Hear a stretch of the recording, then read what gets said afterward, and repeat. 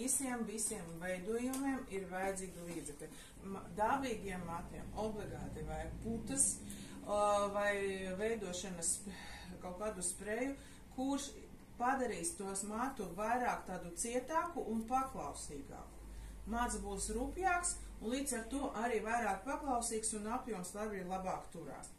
Veidojumu mēs uzsākām no aizmugures, skatoties, kāds ir griezums. Man ir griezums pakāpe, tāpēc es arī sākšu no gariem matiem. Jums ir īsāks, līdz ar to jums šitā daļa būs vienkārši jāpažarē. Man ir mati gari, tāpēc arī es atdalu uzreiz vienu rindiņu. Šeit es izmantošu divas ķēmītes. Es izmantošu piesakņu ķēmi, šitā ķēmīti un kustība kāda. Vēlreiz atgadināšu. Mums ir pirmo ķēmes zobiņu rinda, to mēs uzliekam uz dalījuma, novelkam mazliet uz leju, pieķērām visus matus un atgriežam atpakaļ. Un tādā veidā mēs pacēlām saknītes. Kāda būs kļūda? Kļūda būs tāda, ja jūs mēģināsiet izgriezt ķēmīti, un tad šeit parādīsies lūzums. Un te mēs varam piepacot, noņemt lieku mišļumu.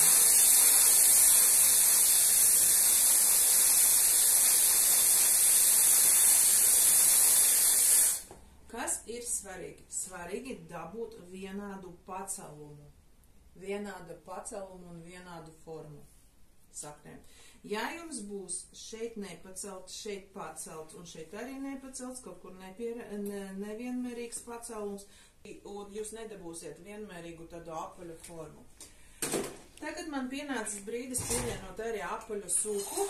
Tagad es varu izlēmt, kādu formu es vēlos. Jā, vai taisnus, vai tādu pusaplīti. Laikam taisīšu pusaplīti.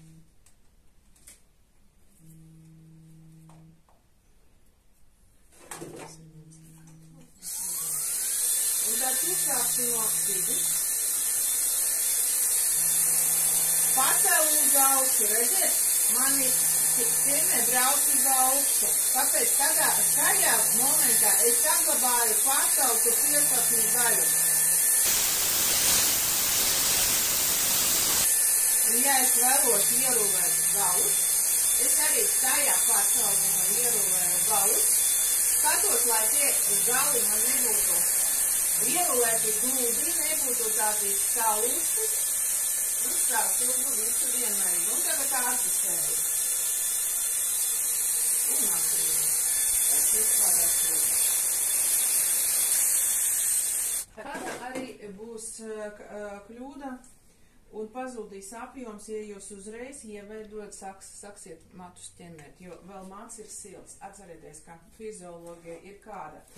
Mats ir silts, viņš paliek platāks, tik viņš pieņem vēsu temperatūru, atgriežas ūdeņražu saites savā sākotnējā stāvokli un nofiksējas ar jaunu formu. Līdz ar to šeit, kad mats ir atdzesēts, jau forma, iegūta forma ir stabila, noturīgāka. Rindas platums ir aptuveni 3 cm, 3-4 cm.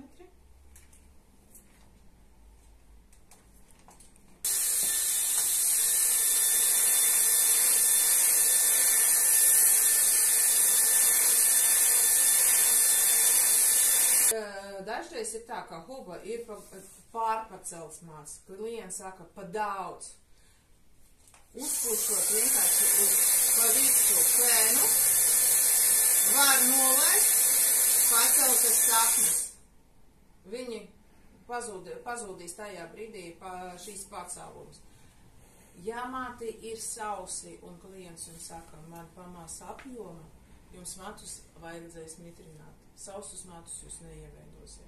Tāpēc labāk varbūt pārpacelt un pēc tam nolaist, nevis otrādi.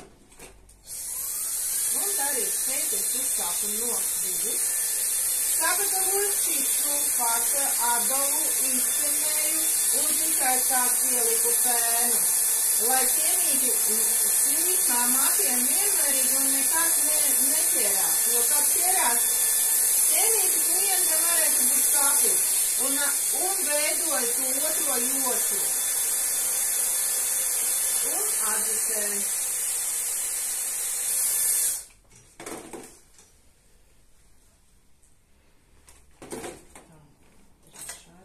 Trešā rinda man jau iet savienojas kopā ar teniņiem. Tā, tagad izņemējus visus čipsnes savā vietā un tikai tad es sākšu veidot.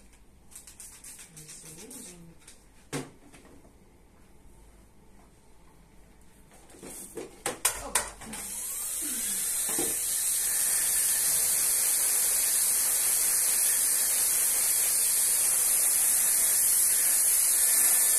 Un to joku paskatieties, jau 5 piegaini, 5 satvērieni. Kamerman nepatīk šķīti, man vēlamais augstums un piesakņu mats nebūs saules. Ok, atdzesēju, nofiksēju, eju tālāk. Un tāpēc dēļiņos es negribu tādu lielu patālumu, es viņu samazināšu.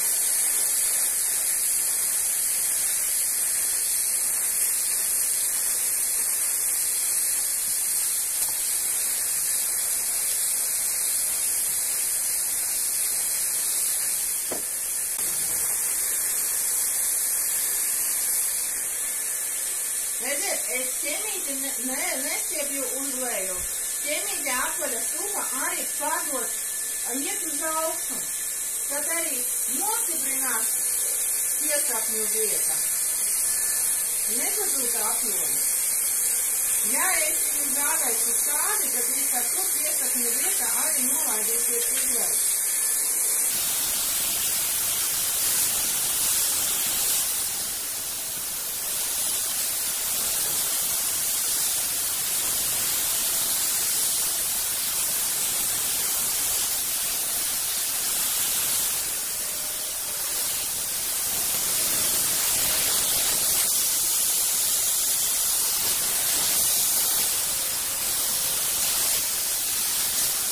Un šeit svarīgi jau sāk strādāt par poguli. Kāpēc? Lai redzētu, vai ir vienādi sāni. Nē, tu man netrauc. Vai ir vienādi sāni, vai vienādi ierulēti. Jo skatoties, ka strādājot ar spoguli, mēs redzam to pašu, ko redz jūsu klients. Tad mēs arī regulējam simetriju.